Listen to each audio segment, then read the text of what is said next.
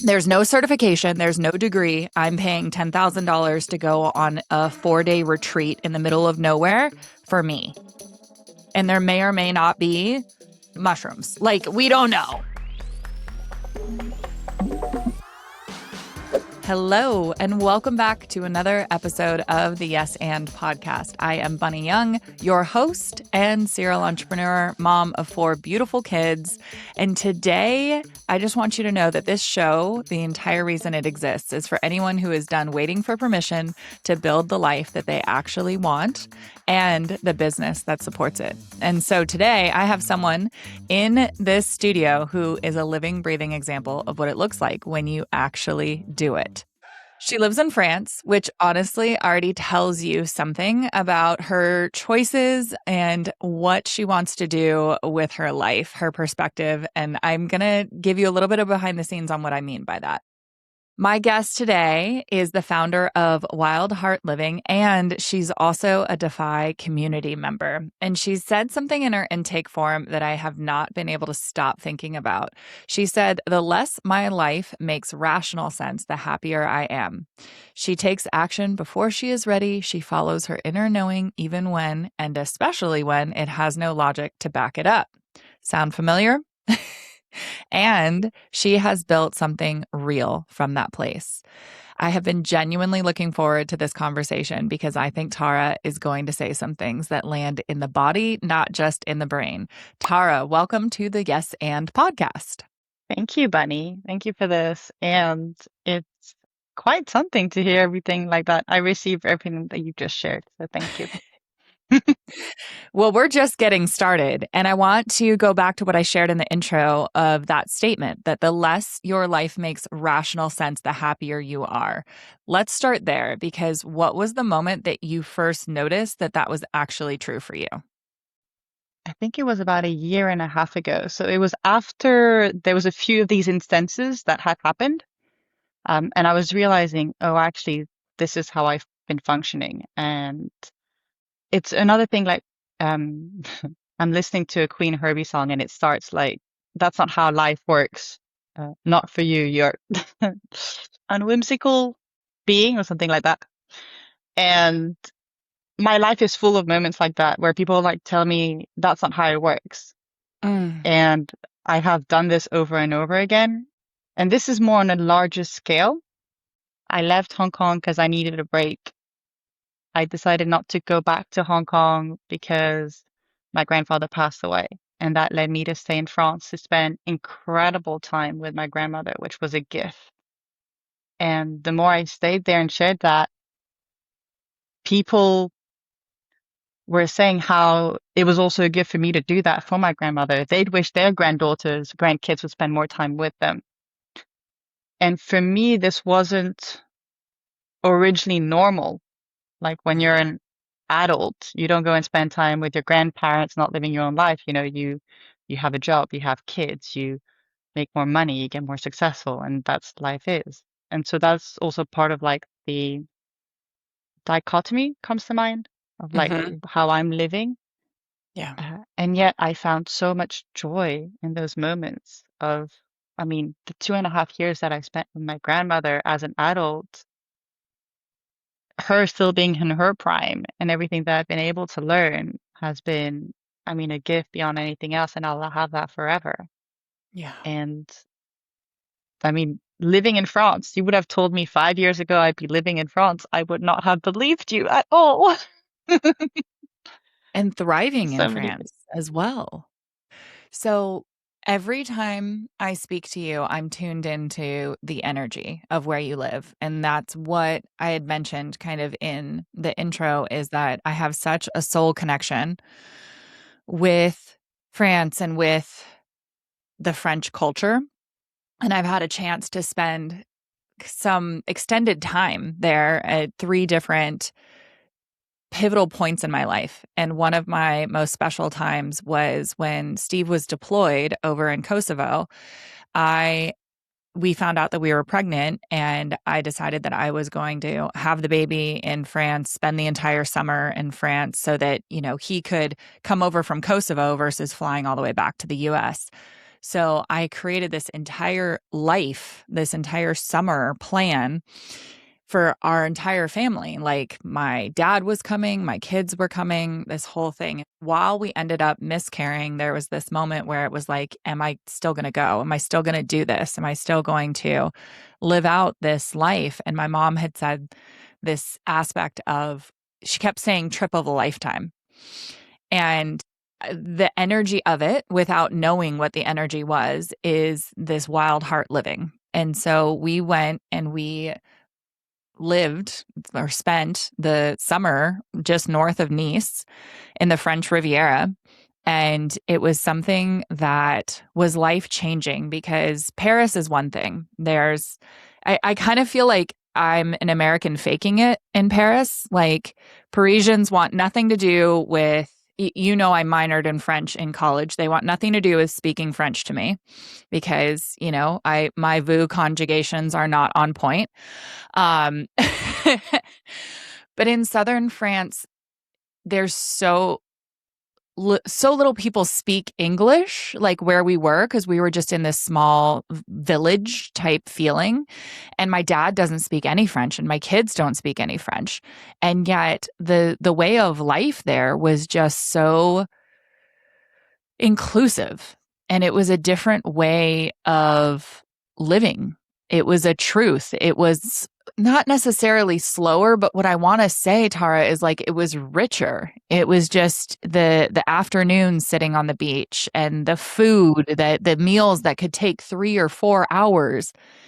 And the thing that you're just overflowing and abundant with is the essence of connection that I felt that summer. And from the second that I met you, I have felt this. And it's not a woman who is searching for herself. It's a woman who has found herself and is exploring where to bring that gift in the world and exploring where to connect with that in the world. And I want to give you the mic and ask you, like, how has that been for you to wake up to yourself? And then, as you've shared kind of candidly with me, not necessarily have your family reflect back support for that awakenness. And then I don't know that that's the word.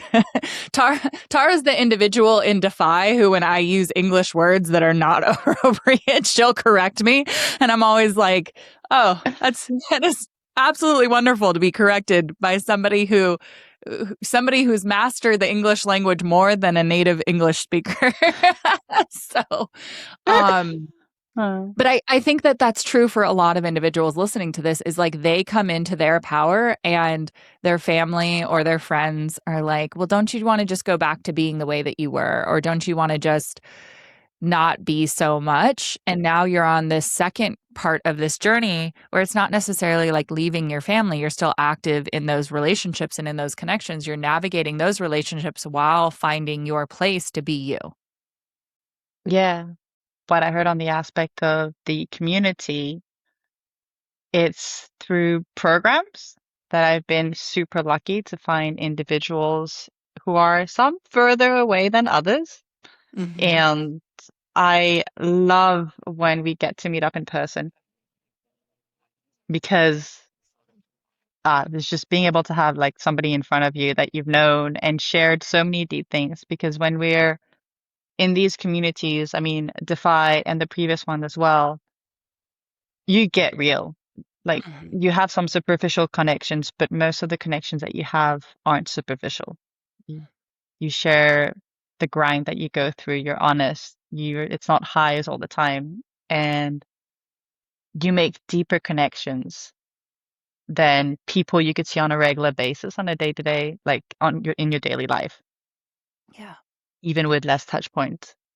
And online has been incredible for that.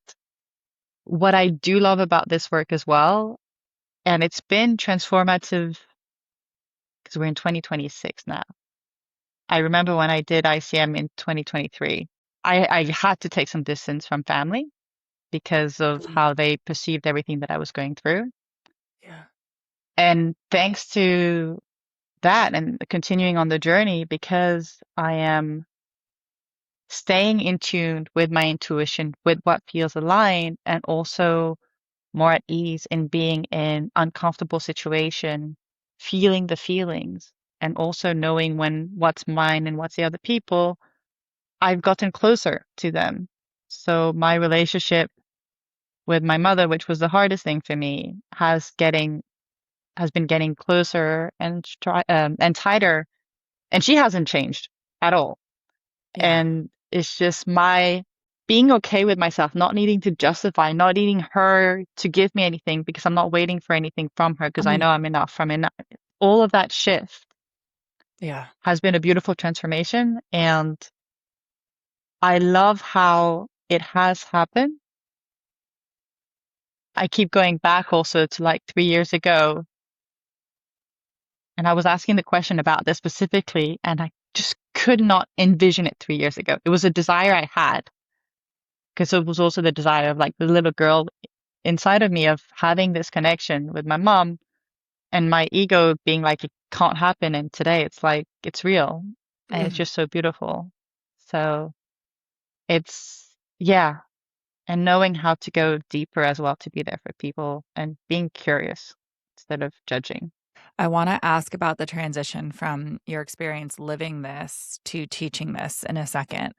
However, where I want to go to first is something that is both very intimate and delicate, and you don't have to share if you don't desire to. And it's also something that I experienced with my family, where I invested a couple $100,000 to get a master's degree and come away with this license as a therapist and this degree that I paid for, which is recognized, right? Like it's celebrated, it's recognized, they throw a party for it. And then when I wanted to invest a couple, like 10 grand or 20 grand in a business, now I have the benefit of the aspect that I'm a third generation entrepreneur. So my parents didn't necessarily question it. Individuals in my family though were like, what what are you doing? You know, like you did the thing, like you got the degree, just go get a job, just go be normal. Like why do you have to spend more money? Like this is a lot of money to be spending. And there's aspects of when I first started doing it, Tara, where I was like, well, this is an investment in my business. This is like if you were to invest in a Dunkin' Donuts franchise, like you would make an investment for somebody to support you in starting a business. And then it got even more uncomfortable when it was like, there's no certification, there's no degree. I'm paying $10,000 to go on a 4-day retreat in the middle of nowhere for me. And there may or may not be mushrooms. Like, we don't know, like, and the I found myself in these constant loops of having to justify the financial investment into my personal and professional development without necessarily having in the same timeline a clear ROI of here's the money that I'm going to make back from this 10, 20, $50,000 investment in myself in the 4 days that I'm going on this retreat, in the 6 months that I'm investing in this coaching. And I felt it. I don't know how it was for you. However, I felt the ROI. Like before I even made the investment, I knew the ROI was going to be there because I don't make investments that I don't get an ROI on. Like that's just my truth. And landing it in these conversations with people around me that love me. That's the thing, Tara, is like they're not coming from this aspect of wanting me to fail. They want to protect me. And what it feels like is what you said. It feels like judgment. It feels like, you know, guilt.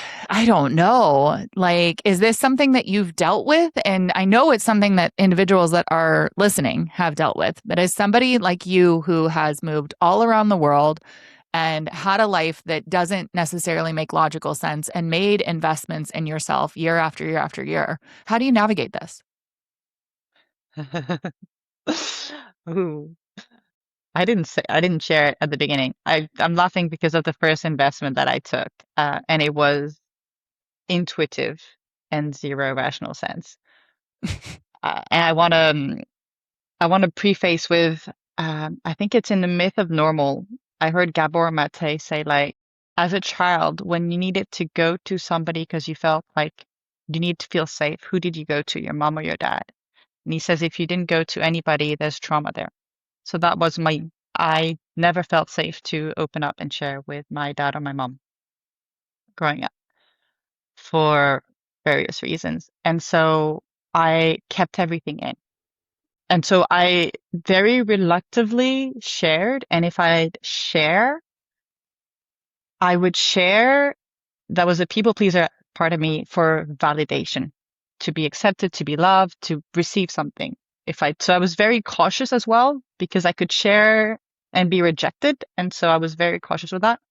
So the first investment I make in myself, I remember wanting to, and that's why also when I came across you, I was like, I love her vibe because yes, and this was in 2017 where I had a choice to make between, I already had a trip planned overseas from Hong Kong, or I had a contract that could come in at the same time. And I didn't want to have to choose between money coming in and family time, because for me, family is important.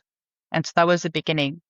And then I reached out to somebody, I think it was a friend of my uncle, and caught up with him. I asked him for recommendation of any books or podcasts, no books, and he recommended a podcast. I started listening to the woman's podcast for a year, and then I followed her on Instagram, and I saw this picture on Instagram, and this was a group of women together, and I was like, I want this. There was an energy that I felt from this that could not explain it, but I was like, I want this. And then she was sharing the next cohort. So I'm living in Hong Kong. This is based in the US. It's a minimum of 16-hour flight. This was a weekend in person in Texas and then 3 months virtual online. So I checked with her to know like the logistics because I'm not going to be able to stay in the US for 3 months. So, but it's an 8K program, I think, for 3 months. And so I go. And the only person that I talked to was my partner at the time. I didn't ask him for permission. I said I was going to do this. And he thought I was nuts. He did not see any rational sense. And for me, I didn't even think of the rationality of it. It was just like, I want this. And so I flew myself on a 16-hour flight to the US. At immigration, I laughed because they're like, who are you going to see? And I'm like, well, I don't know these people. Technically, I followed the woman online for a year and I just show up to the US for the mastermind. And it's like, where you're staying? And I'm like, at this Airbnb. Like, I don't know. I need to check the address. I'm like, what are you here for? Business or work? A business or pleasure? I'm like, I'm in the US. I'm here for pleasure. Don't say it's business. Are you going to work here? And I start saying work remotely and the red flags. I was like, I was jet lag tired. But I just knew it was right. And this was the first time I invested in myself. This was the first time ever in my life where I found myself in a room with 12 other women and I was sharing my ideas and everybody was saying like, tell me more. This is incredible. Go for it. You can do it. Because this was not the speech I was having around me before. It's you can't do that. That's not how it works. It'll never work. Blah, blah. You got to do. And then from then on, like everything shifted.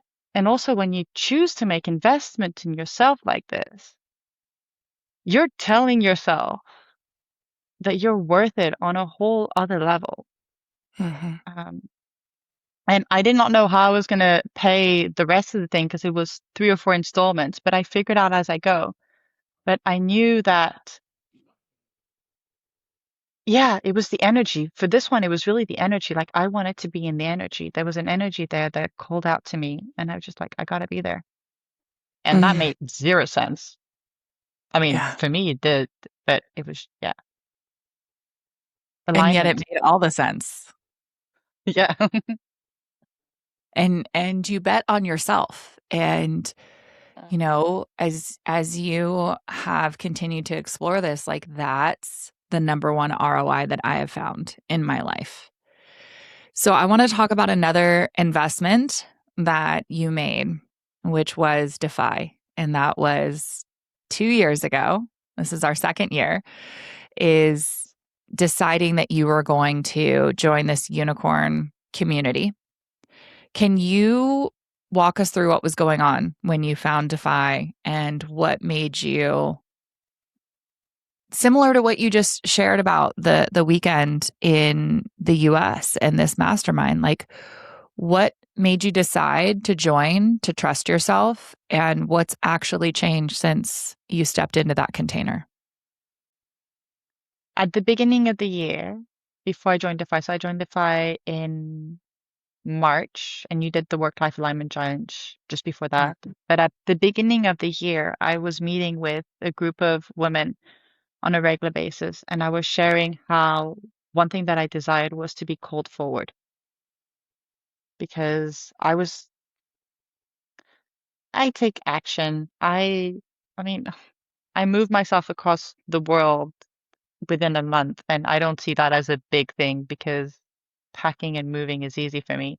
And people look at me like, how do you do that? So my level of like bigness is like, I wanted to really be called for it. I wanted to be seen and stop bullshitting myself and just saying like, go for it. So that was the intention I set for the year. I did the work-life alignment challenge, which I loved your energy. And I wasn't live for the ones, but I caught the replays and I was consuming the replays like crazy because I mean, it was just so good. Um, and then I got invited into the fireside chat. And then there was a DeFi Fit calls. I remember hesitating to book a DeFi Fit call because the voice in my head was, how dare I book a call when I am not, I was financially tight and I did not know. And for me, there was other priorities happening in the same Mhm. time. But I was like, you know what? I'll book it and then I'll see what happens instead of dismissing myself. So a lot of time it's like, I'm not going to book the call because I can't keep going. So I'm going to stop myself before, like, you can always take one or two action before somebody else tells you no.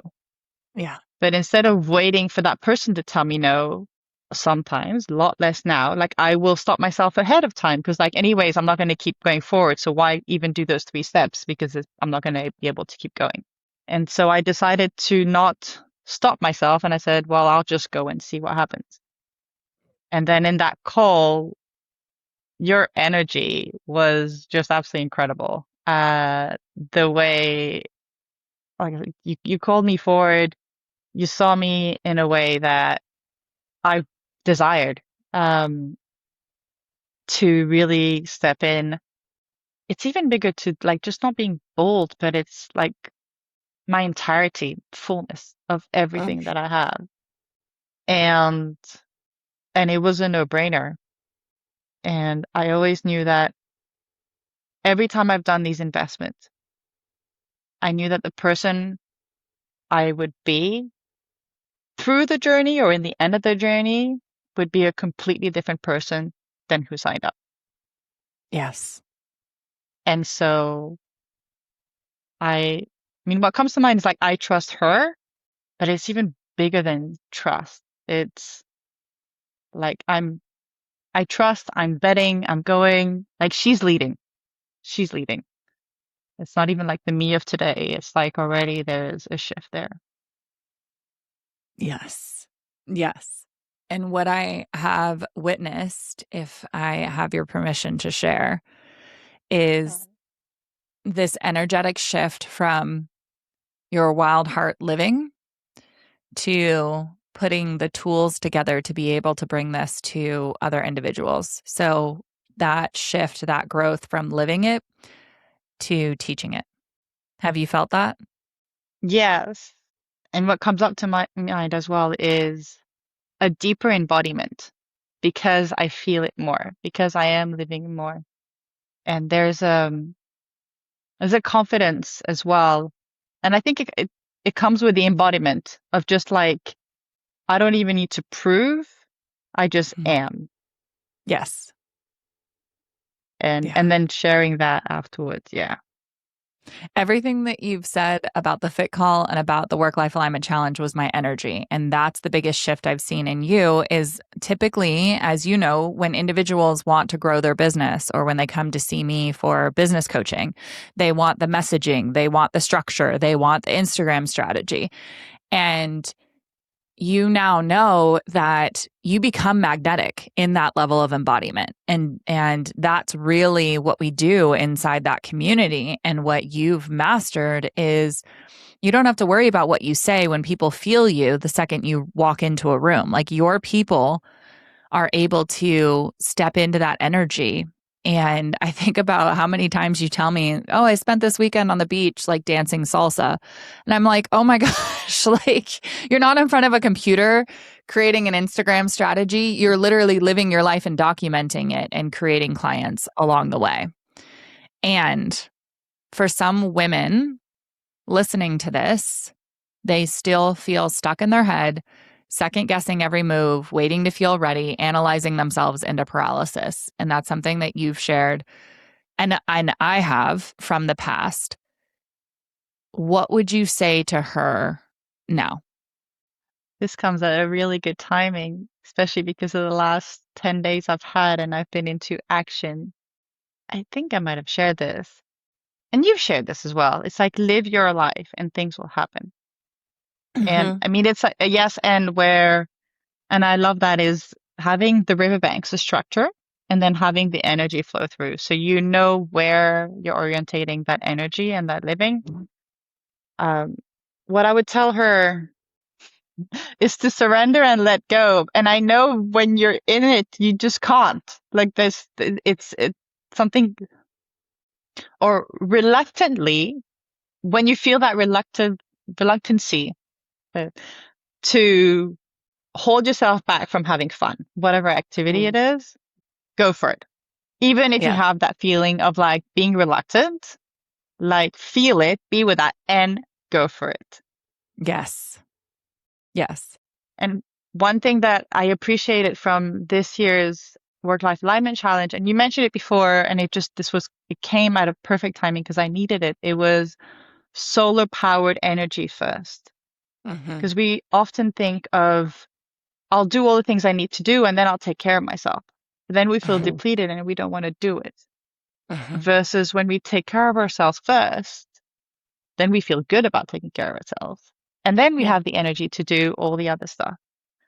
And so this is the same thing. Like at the beginning, you feel guilt and you feel shame for allowing yourself to take that time, be happy. And then when you start seeing that you have more energy, and that's also with the people pleasing aspect of me, like I shifted in instead of pleasing other people first, I pleased myself first. And I was like, oh, I still have plenty of energy to give back. And I choose to give it back, not because I Yes. want something back, but actually I want to because I have so much and it feels good and I want to share it. Yes. And it's the same thing. It will feel icky, it will feel reluctant, and there will be a whole bunch of thoughts and stories that come up. And go do it anyways. Yes. Yes. You brought up something really, really important. And I have like a visual story of this. And it's the difference between choosing and feeling like you have to. And I remember telling you guys about like if you feel like you're holding on, like fists closed and clenched, like that's an option. It won't last forever. There's going to come a point where you choose to open your hands and receive that abundance, or B, your hands just become so exhausted that you let go anyway. And I was at the park with my daughter, my second oldest, and what are they called? Monkey bars, like the things that you scale across. And Yeah. she'd done it. Yeah, she'd done it a couple times, and she's tall. And so she's like maybe, I don't know, a foot and a half, maybe 2 feet off the ground. And she'd gone over and down and over and down. And like the third time I was with our son, and like I don't know, 50 feet away from her. And she's like, Mom, help me. Like, I'm stuck. And she just got tired. She got tired in the middle. And she's like, I can't get down. I can't get down. And it was that moment that I realized, like, this is what it looks like, Tara. This is what it looks like. One of two things is going to happen. She's going to get exhausted and she's going to fall. Like, her grip is going to release and she's going to fall, or she's going to choose to let go and drop the foot and a half and realize that she's safe. And I had this conversation with her, me yelling from like where I was, because by the time I got over there, it was going to be done anyway. And I'm witnessing this in real life where it's like the outcome is going to be the same. You're going to hit the ground. You're going to be fine. And either you're going to be tense and it's going to be chosen for you, which is what we do so often in life. So often in life, we wait until it's so uncomfortable that it's exhaustion, it's illness, it's death that makes the choice for us to move, when all along the outcome is the same if we just release and open into trust and into abundance. And is it going to be the fall? Yes. Like, there's going to be a fall, and you get to decide how you are with that, because it's happening for you. It's happening for you. And so she ends up letting go. She ends up, dropping to the ground, and she's completely fine. And then she gets back up on the monkey bars to do it again. And I'm like, okay, like the lesson will repeat until the lesson is learned, right? And as her mom and as a coach, so often I want to come over and scoop you up and like gently set you down off of the monkey bars. Like, I don't want you to have to experience the fear that comes before that letting go. Like, I want to protect you from that. And yet, the greatest gift that she received in that moment was realizing that she would be okay. That, yes, she was scared. Yes, it is a long way down. And that by doing it herself, she actually realized she was okay. And then the fear was gone, and she had more energy to go do it again somehow, some way. It's like the most amount of energy was spent in that moment of holding on and being scared. Does that resonate? Yes. Yeah, it does. And the word that came to mind is the resistance.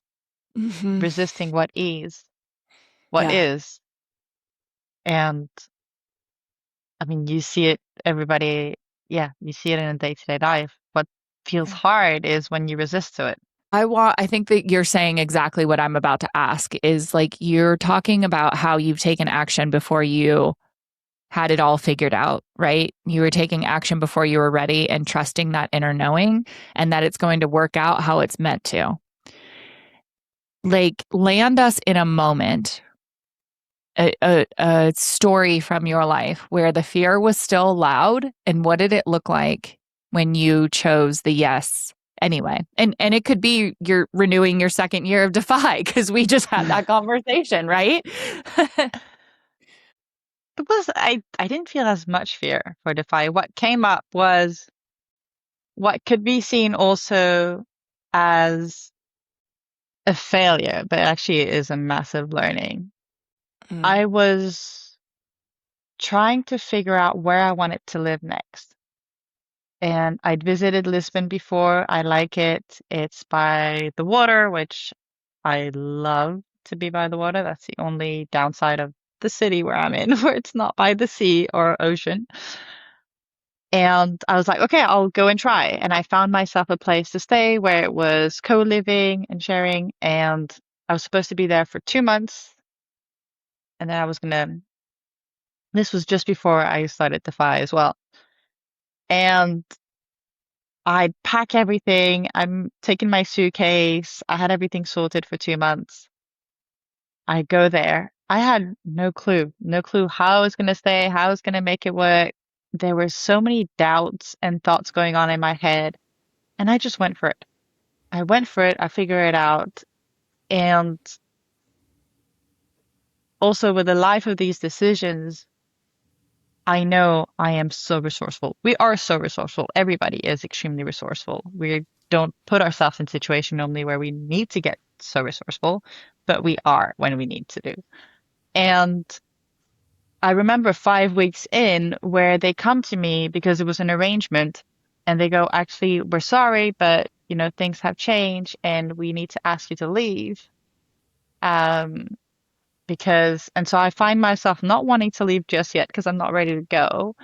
And I haven't created what I wanted to do in order to stay. And so I find myself going back to France and same thing, like so much fear, also disappointment feelings. And I just went with it, not knowing how or what would happen next. With added also the massive disappointment that I was shaming and guilting a little bit on myself, and also knowing what my family would also say from that. Hmm. And I felt such a weight as well with it. And also, I mean, it was such a gift. I mean, when they came to me and told me that,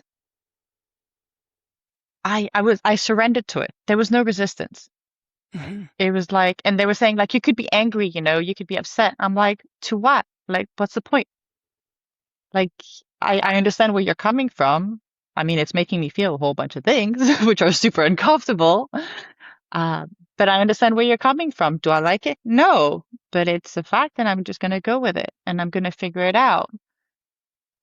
And this was a moment where, yeah, it's just all these uncomfortable emotions coming up and just going with it, going like, Mm. so many deep, heavy emotions at this time. And also what I want to share with this was I'm so grateful for the work that I've done, the personal development, to be at this level of just like not blaming the world for like what just happened. Because even my family would like trying to understand, like, but it's not fair. They should be able to do this. They shouldn't, like, all these like shouldn't justifying like fairness and things like that that was coming up. And I was like, it is what it is. And I just move on and I get to be with my feelings and emotions as well.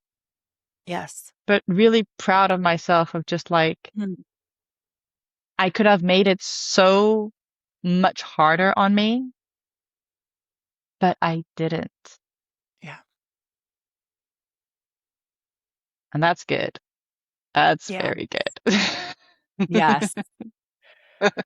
It brings up this one last question before we go into the yes and question, right?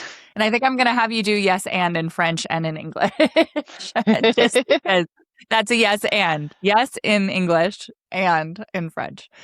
Um, what has surprised you the most over the last 2 years of taking this work that you have embodied that supported you through that decision leaving Lisbon, that situation leaving Lisbon, through having those conversations with family, through navigating so many transitions?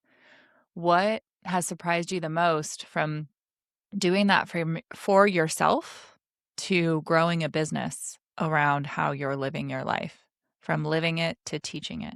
My capacity expansion for support, asking for it and allowing myself to receive, Mm. and sharing that also amongst other people, just reflecting of like, yeah, I can do it on myself. Yeah, you can do it on yourself. Of course you can. You're incredibly strong. We all are. We're incredible humans. And you don't have to. And other people want to support you. Yeah. People want to be there for you. Everybody has their own way of showing support. Um, but people want to be there for you. People want to support you. And so just reaching out, letting people know, and also being able to express how you'd like to be supported. Mhm. Sometimes it is a physical, tangible thing, and sometimes it is just like holding space for you to talk for like 5 minutes, just, stop looping in your head. Mhm. Um, that expansion has been incredible. And I look at myself just at the beginning when I joined DeFi and how much I have reached out to ask for support and also allowed myself to receive it because that was a big one Yes. of just like no barriers, no justifying, no like reflecting or deflecting, just like I fully receive it. Yeah, that I would have never envisioned, and I am so grateful for it.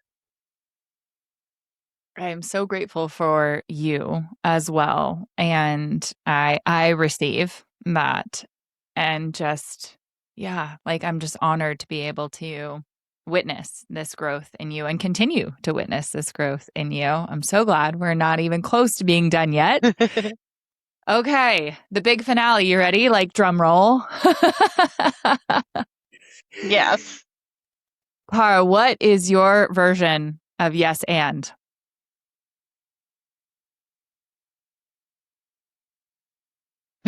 What first came to mind is bold, like audaciously bold and easeful. Oh my gosh. Bodaciously bold and easeful. Yes, and. Ooh, and I love bodacious too. Like, yes. That might be a word that we have in English that we don't have in Spanish or French. So, okay. And in French. What is your definition? What is your version? What is your yes and? My brain's not working there in French. It's a completely different one that comes to mind. It's not making any sense, but I'll share it. It's like grandeur nature Uh-huh. et paix interne, inner peace. Like, and grandeur nature has, it's like, I haven't used this in a long time, but like nature scale, like very wide and expansive. And inner peace. Yeah. Yes, yes to that. Always. Yes. Yes. I love the ability for connection with the energy of these two very different languages, and cultures and everything that, like, I have a full body tingle as I shared at the beginning of this episode, just connecting to the cultures and connecting to the expansion when we get out of our boxes and out of our perspectives and we're willing to have that release and that expansion. So, thank you so much for that and for bringing that and for being you and all of the things. This is exactly the kind of conversation that I wanted to have in this episode and on this podcast. So thank you for being here so much, Tara. Thank you, Bunny. I had lots of fun. And yes, yes to these conversations always. I love these conversations. If you want to have more conversations with Tara, you can find her on Instagram at Wild Heart Journey. And I'm going to put the links in the show notes and you can connect with her directly. You can grab her decision mirror tool. All of that is going to be in the show notes. And then there's something else that's going to be in the show notes for you that I'm inspired to share with you. If you're lit up today, if you heard yourself anywhere in this conversation, which I know you did, I want you to know that what Tara is describing is exactly why we built DeFi. And we continue to build this community. It's not my community of unicorns. She's one of the unicorns that continues to add to and grow and cultivate the energy in DeFi, the community, the energy, the strategy, yes, and the inner work that makes the outer work actually work. And the women in that room are doing so many incredible things, Tara included. So I am going to drop the link to book your very own fit call, just like Tara had described in the show notes. And we'll send you those details personally once you click the link. Thank you for being here wherever you were listening to Tara and I's conversation. The biggest gift for us is when you share this episode with someone in your life who wants to trust themselves more fully, who wants to have that permission to live the life even when it doesn't make logical sense to everyone around us. So wherever you listen to us, whether you're walking on the beach, whether you were dancing salsa, taking a shower, snuggling your dogs, thank you so much. I love it when you share your takeaways and tag me at The Bunny Young, tag Tara at Wild Heart Journey. And as always, yes, and.